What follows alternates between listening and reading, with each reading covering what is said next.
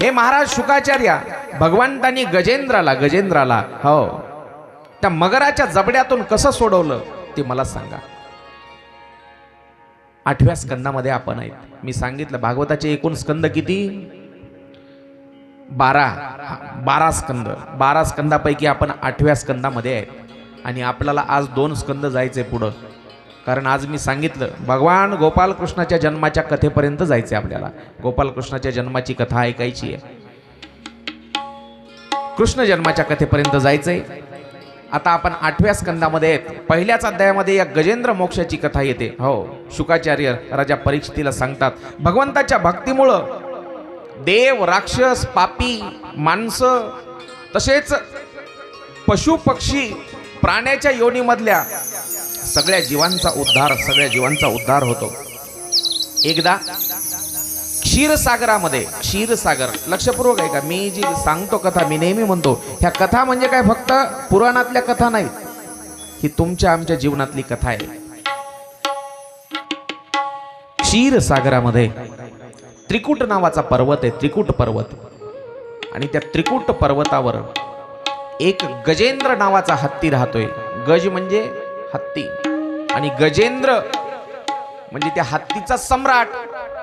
जसे देव म्हणजे सगळे देव आले आणि देवेंद्र म्हणलं की मग त्या देवांचा राजा जो सम्राट आहे तो इंद्र आला. तसं गज आणि गजेंद्र, त्या हत्तीमध्ये एक प्रमुख असलेला गजेंद्र चांगला बलाढ्य हत्ती आहे. अनेक राण्या आहेत, म्हणजे अनेक त्या कळपामध्ये राहणाऱ्या भरपूर दुसऱ्या हत्तीनी आहेत. अनेक मुलं बाळ आहेत त्याला, अनेक मुलं बाळ आहेत. उन्हाळा लागला, उन्हाळा, आणि त्या उन्हाळ्याच्या दिवसामध्ये हो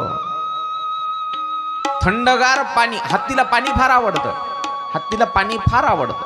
तळ्यामध्ये, नदीमध्ये तासन तास हत्ती बसून राहतात. उन्हाळ्याच्या दिवसात तर जास्तच. मग गरमीचा त्रास होऊ लागला आणि सगळ्या आपल्या मुलाबाळाला सोबत घेतलं, त्या हत्तीनीला सोबत घेतलं आणि शिरला त्या तलावामध्ये, जलक्रीडा करू लागला. पाण्यामध्ये जलक्रीडा करताना मग एकमेकाच्या सोंडेमध्ये पाणी भरायचं आणि एकमेकाच्या अंगावर फवारे उडवायचे. आपल्याच त्या खेळामध्ये तल्लीन आहे तो, जलक्रीडेमध्ये. एवढ्यामध्ये पाण्यामध्ये राहणारा मगर, नक्र म्हटलेले त्याला, नक्र मगर, त्या मगरानं त्या हत्तीचा पाय धरला. तुम्हाला माहित आहे हत्ती कितीही बलाढ्य असला, जंगलाचा तो राजा आहे शक्तीच्या बाबतीत, ताकदीच्या बाबतीत, पण पाण्यामध्ये त्याची ताकद चालणार नाही. गोपाल महाराज, पाण्यामध्ये तो मगरच जास्त ताकदवान.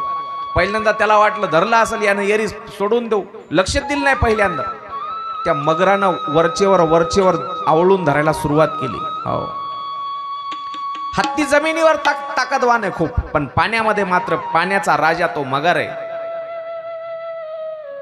आणि गजेंद्रानं मग हालचाल केली, सुटण्यासाठी प्रयत्न करू लागला, पण नंतर तो मगर सोडत नाही. एवढी घट्ट मिठी धरली, ताकद लावली तरी सोडना. मग असं म्हणतात त्या गजेंद्रानं आपल्या लेकरा बाळाला बोलवलं, बायका पोरांना सगळ्यांना बोलवलं, अरे मला हा मगर सोडत नाही, वाचवा याच्या तावडीतून. पहिल्यांदा सगळेजण झटले, सगळ्या जणांनी त्याच्या एका पायाला ओढलं, सोंडेला धरून ओढलं, सगळेजण खूप बेजार झाले, पण ते मगर काय सोडायला तयार नाही. बाकी सगळेजण म्हणले, अरे किती वेळ या म्हाताऱ्या हत्तीसाठी आपण आपलं आयुष्य घालवायचं, चला सोडा याला, राहू द्या इथंच. जाऊ काठावर, हिरवगार गवत दिसू लागलं, झाडपाला दिसू लागला, सगळेजण गेले, भूक लागली आणि गेले खायला. इकडं हत्ती एकटा पडला, एकटा. मी नेहमी म्हणतो ही कथा काय फक्त त्या एकट्या हत्तीची नाही, कथा तुमची आमची आहे. तुमची आमची सगळ्याची कथा आहे. कशी? तो क्षीरसागर म्हणजे हा भवसागर आहे, म्हणजे हा संसार आहे, संसार. आणि त्रिकुट पर्वत म्हणजे हे त्रिकुट पर्वत म्हणजे 3 गुणांनी युक्त असलेलं तुमचं आमचं शरीर आहे.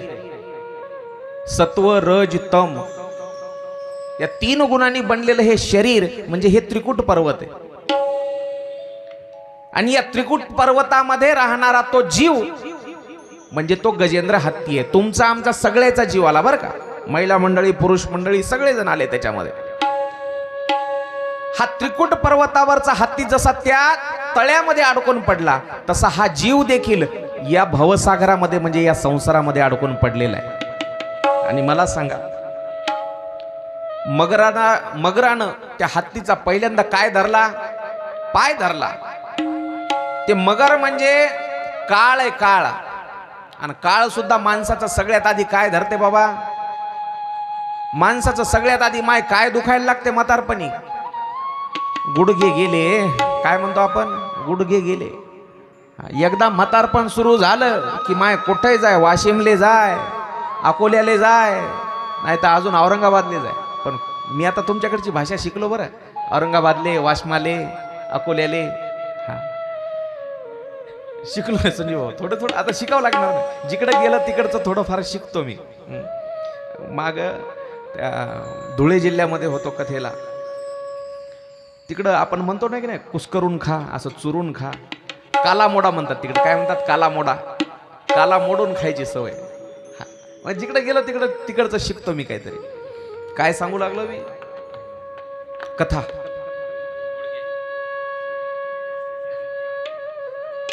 हा बरोबर.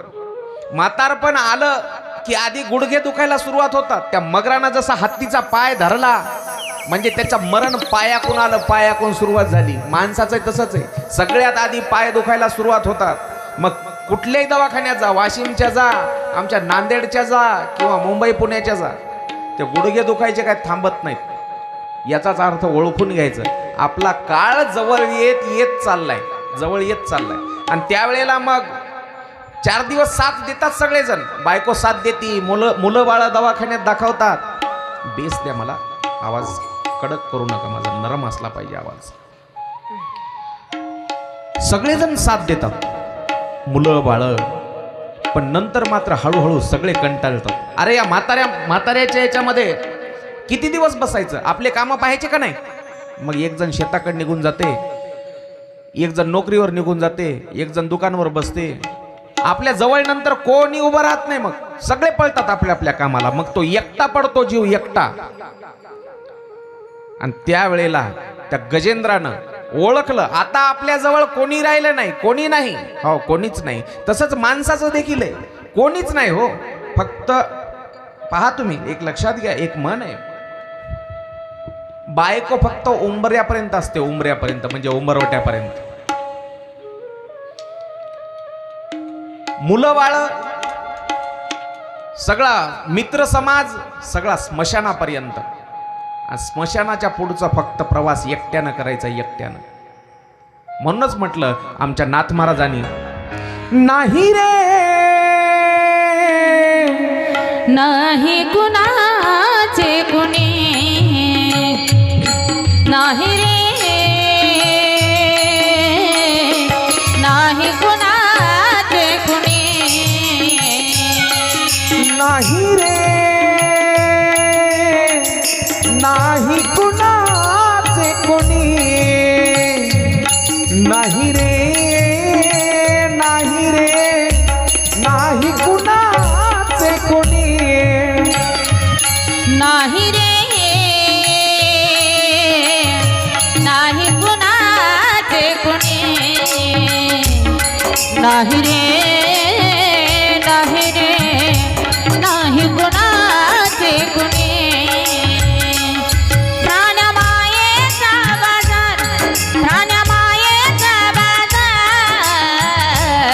नाही रे नाही कुणाचे कुणी, नाही रे नाही कुणाचे कुणी. सगळा मायेचा बाजार आहे, प्राण्या मायेचा बाजार आहे. नाही रे नाही कुणाचे कोणी. नाथ महाराज म्हणतात कोणीच नाही कोणाचं. मग तुम्ही म्हणाल महाराज, बायको, लेकर, आई, बाप, भाऊ, बहीण, मित्र, नातेवाईक, हा काय, यांना काय म्हणायचं?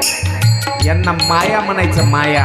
मी काल देखील सांगितलं आणि दररोज सांगतो मी, क्षणिक नाते, क्षणिक, फक्त काही काळापुरते, पण शेवटपर्यंत साथ देणारा तो आहे अंतकाळीचा सोयरा.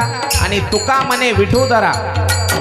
आई बाप भाऊ बहीण कोणी नाही कोणाचं, बहीण कुणाची भाऊ कुणाचे, कोण कुणाचे सखे सोयरे. बहीण कुणाची भाऊ कुणाची, कोण कुणाचे सखे सोयरे.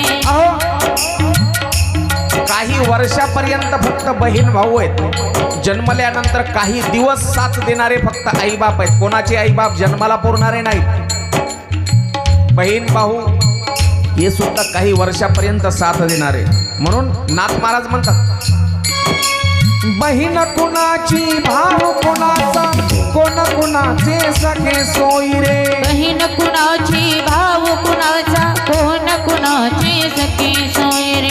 मेल्या मागे सर्व राहतील, मेल्या मागे सर्व राहतील, तुटतील धागे दोरे, तुटतील धागे दोरे.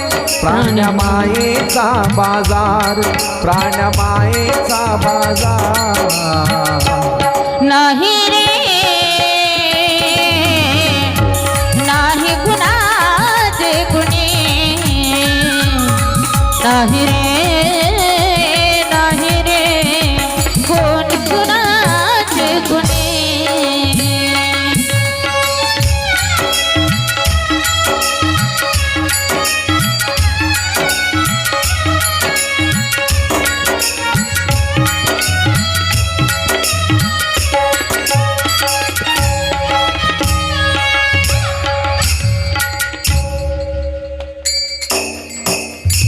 बहीण कुणाची भाऊ,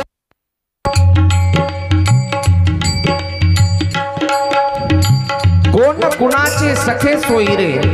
मेल्या मागे सर्व राहतील, तुटतील धागे दोरे. सर्वजण हे सुखाचे सोबती सांगितले, सुखाचे सोबती. मग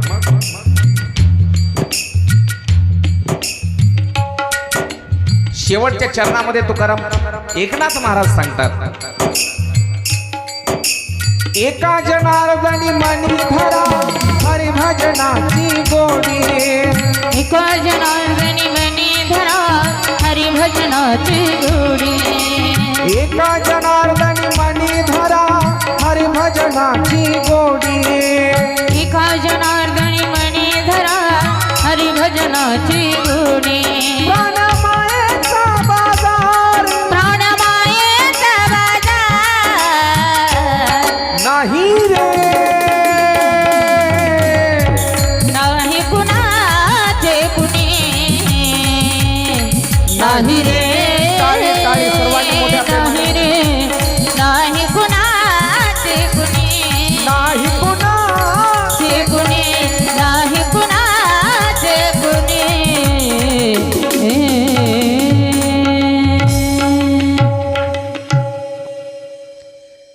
नाही रे नाही कुणाचे कोणी, कोणीच कोणाचं नाही. मायबाप सगळे वाटतात आपले आपले आपले आहेत, सगळेजण माझे आहेत. पण तुमच्यावर जेव्हा वेळ येते का नाही, वेळ येते का नाही, त्यावेळेला कोणीच नाही कोणाचं, कोणीच नाही. हो. पत्नी, खऱ्या पत्नीची ओळख ही नवऱ्याच्या गरिबीमध्ये आणि आजारपणामध्ये होते. काय म्हणतोय लक्षपूर्वक आहे का? खऱ्या पत्नीची ओळख, जर पत्नीची परीक्षा पाहायची तर तिची परीक्षा इको कमी करा बोलताना, ही नवऱ्याच्या गरिबीमध्ये आणि नवऱ्याच्या आजारपणामध्ये होते. त्या परीक्षेत ती उतरली, ती खरी पत्नी. मुलं बाळ जेव्हा आईबाप थकतात, जोपर्यंत तुमच्या नावावर संपत्ती आहे, तुमच्या नावावर जमीन जुमलाय, तोपर्यंत बाबा बाबा बाबा करतील, आई आई करतील. पण ज्या वेळेला तुम्ही तुमची 7-12 कोरी करून मुलांच्या नावावर केली रे केली, म्हाताऱ्यानं काट लावला म्हणते सुनबाई, खोकून खोकून इथं थुकायले. त्यावेळेला खरी जाणीव होते कोण आपलं कोण नाही. मित्र मित्र म्हणता तुम्ही, हो, आजकाल तरुण मुलांमध्ये तर फार ते मित्रत्वाचं निघालं फॅड. हो, मित्र, पण ते मित्र देखील कुठपर्यंत असतात? तुमचा खिसा जोपर्यंत गरम आहे, म्हणजे खिशात जोपर्यंत पैसे आहेत, जब तक आपके पास है पैसे तब तक सब पूछेंगे आप हो कैसे. जोपर्यंत तुमच्या जवळ पैसे आहेत तोपर्यंत सगळे विचारतील कैसे हो आप. पण त्याच्या नंतर मात्र कोणी विचारणार नाही, कोणी विचारणार नाही. म्हणून हे सगळेजण फक्त सुखामध्ये सोबतील, सुखामध्ये. म्हणून तर एक गोड भजन आहे, सुख के सब साथी दुख में न कोई. सुख के सब साथी दुख में न कोई. सुख के सब साथी दुख में न कोई. सुख के सब साथी दुख में न कोई. मेरे राम. सर्वांनी मोठ्या प्रेमाने टाळी वाजवून भजन करायचं माय. महिला मंडळी, पुरुष मंडळी, सर्वांनी फक्त भजनच सोबत येणार आहे माय. तेच पाहतोय आपण, काही सोबत येणार नाही आपल्या, फक्त भजन तितकंच पुढं सोबत येणार आहे. सुख के सब साथी दुख में न कोई. सुख के सब साथी दुख में न कोई. सुख के सब साथी दुख में न कोई. सुख के सब साथी दुख में न कोई. मेरे राम. फक्त एक तो रामच माझा आहे, एवढं लक्षात ठेवा. मेरे राम तेरा नाम एक साझा दो जान कोई. सुख के सब साथी दुख में न कोई. सुख के सब साथी दुख में न कोई. हे राम, सुख के सब साथी दुख में न कोई. जीवन आणे जाणे छाया. काय सांगितलं गीतामध्ये, भजनामध्ये गोड वर्णन आहे. सुख के सब साथी दुख में ना कोई. मेरे राम, तेरा नाम ही एक साथी है. दुसरं कोणी साथ देणार नाही बरं का भगवंताशिवाय. गोड वर्णन तेच आपण गीत पाहत होतो. फार गोड आहे, अमृतापेक्षाही गोड शब्द आहेत त्याचे. ऐका, जीवन आणे जाणे छाया. काय म्हटलंय? जीवन आणे जाणे छाया. अरे जीवन येत राहणार, जात राहणार, त्याच्यामध्ये सुख येणार जाणार. म्हणून जीवन आणे जाणे छाया. झूठी माया झूठी काया. हे जे धन संपत्ती पैसा आहे सगळं खोटं आहे, खोटं. आणि ही काया, काया म्हणतो आपण शरीर, हे देखील एक दिवस जीर्ण होणार आहे. जीर्ण, हे जीर्ण होणार आहे एक दिवस. म्हातारं होणार शरीर. शिट्टी मारायला ते टॉपचा आवाज कमी करा. ते मोठ्या टॉपचा गुरुकृपानु जे आहेत का त्याचा आवाज कमी करा. ते भनकन करायला. हॅलो, चल.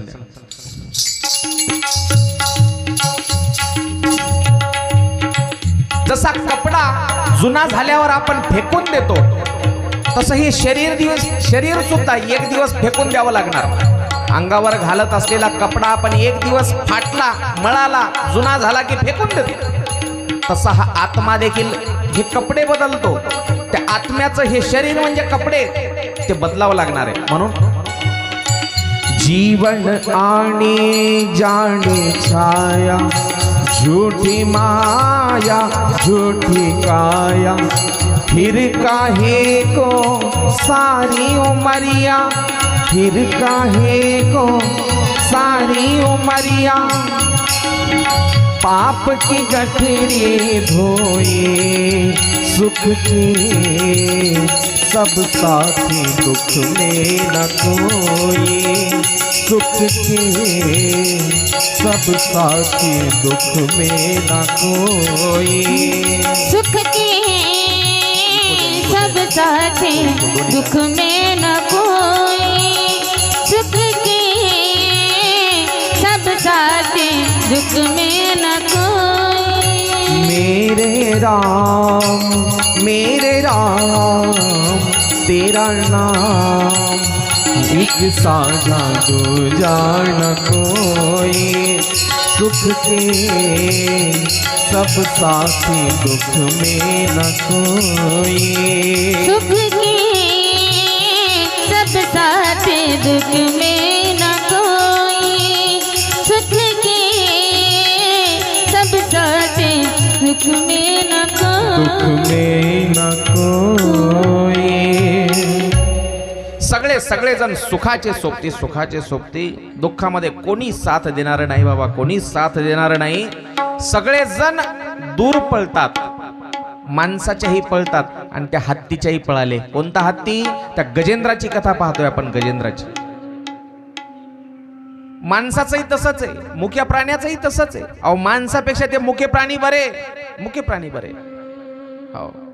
सगळेजण त्या हत्तीला सोडलं आणि सगळेजण आपापले मस्त गवत हिरवा चारा खाण्यात दंग झाले, गेले निघून. त्या म्हाताऱ्यासाठी किती दिवस बसावं म्हणले, आपलं आयुष्य कशाला घालायचं, चला. त्या हत्तीनी त्याचे मुलं बाळ बायका पोरं सगळे टाकून गेले.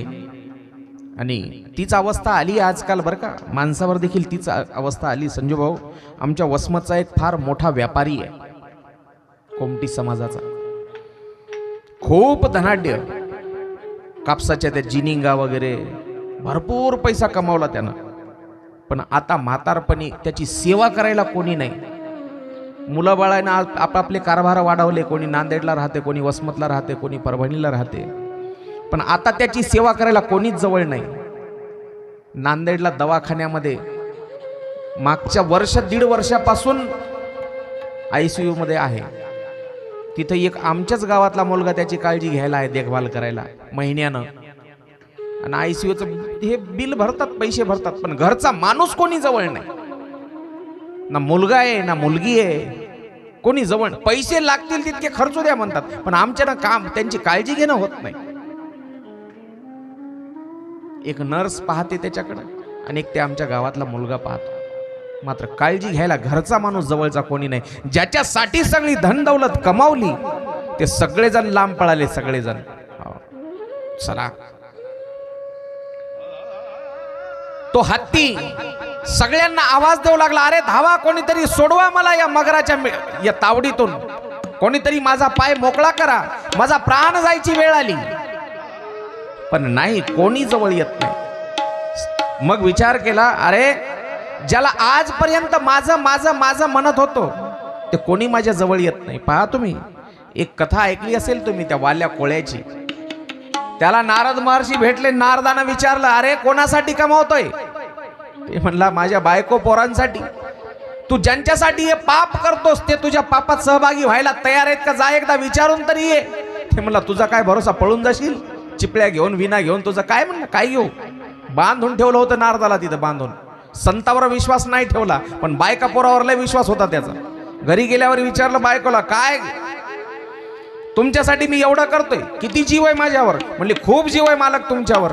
मग माझ्यावर एवढा जीव आहे तर माझं झालेलं पाप थोडंसं वाटून घेते का? म्हणली, कशाला घेऊ तुमचं पाप, तुम्ही तिकडं काही का करा ना, मला काय करायचं, माझं पोट भरा फक्त, बस. कोणीच नाही. मुलाबाळांना विचारलं, अरे माझं थोडं थोडं पाप याल का? आलं का कोणी जवळ?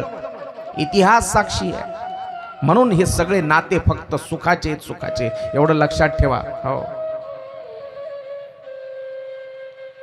त्यावेळेला त्या गजेंद्राला आठवण आली भगवंताची आणि भगवंताला आवाज दिला, ये वो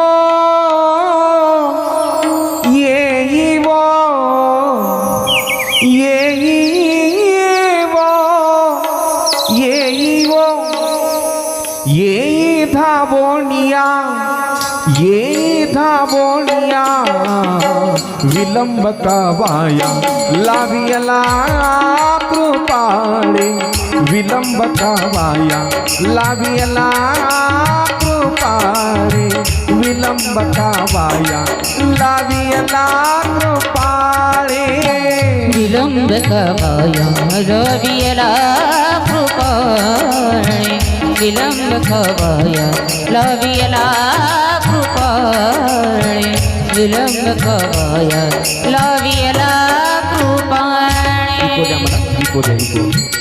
मोठ्या प्रेमाने भजन करून सगळेजण त्या गजेंद्रानं जशी प्रार्थना केली भगवंताकडं, अरे देवा धावून ये. कसा ये? येई वो येई वो येई वो येई वो येई धावोनिया येई धावोनिया विलंब का वाया लावियला कृपाळे विलंब का वाया लावियला कृपाळे विलंब का वाया लावियला कृपाळे विलंब कवाया लावियला कृपाळे विलंब कवाया लावियला कृपाळे विलंब कवाया लावियला कृपाळे. विठाबाई विश्वंभरा भवछेदाके कोठे गुंतली समाय विश्वव्यापके कोठे गुंतली समाय विश्वव्यापके कोठे गुंतली समाय विश्वव्यापके. विठाबाई विश्वंभरा विठाबाई विश्वंभरा भवछेदाके कोठे गुंतली समाय विश्वव्यापके येई हो येई हो येई हो येई हो येई धावोनिया येई धावोनिया विलंब कवाया लावियला कृपाळे विलंब कवाया लावियला कृपाळे विलंब कवाया लावियला विलंब का वाया लावियला कृपाळे. देवा अरे कोठे गुंतलासी धावून ये लवकर. हो, एक सोंडेमध्ये असं त्या तलावामध्ये कमळाचं फूल आलेलं होतं. वर कमळाचं फूल उगवलेलं होतं. ते कमळाचं फूल असं सोंडेनं तोडलं त्या गजेंद्रानं आणि आकाशाच्या दिशेनं असं भिरकावून लावलं वर उंच. बस हाक मारली गजेंद्रानं, देवा धाव. त्यावेळेला भगवान परमात्मा नारायण परमात्मा जेवण करू लागले होते. जेवण करता करता देवानं हाक ऐकली. हात तसाच, हात देखील धुतला नाही.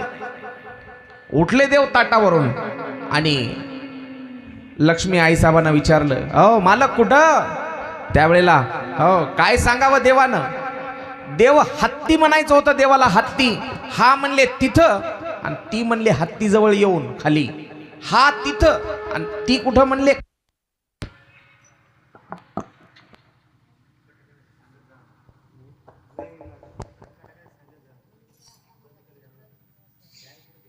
हे उडत होतं बरं का, ते उडतात दणकन जात.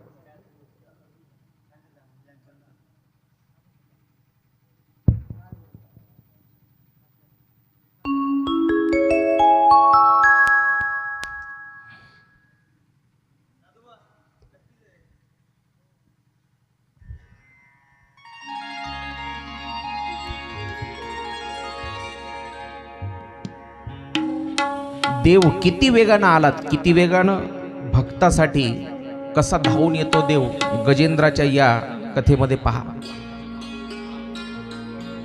आपला एक भक्त संकटात आहे, त्याची हाक ऐकल्याबरोबर जेवताना देवानं हात सुद्धा धुतला नाही, हात सुद्धा. बायकोनं विचारलं लक्ष्मीबाईनं, हो मालक कुठं निघाले? हत्ती म्हणायचं होतं हत्ती देवाला, पण तिथं बायको जवळ म्हणले हा आणि इथं खाली येऊन म्हणले ती. किती वेगानं आला असेल.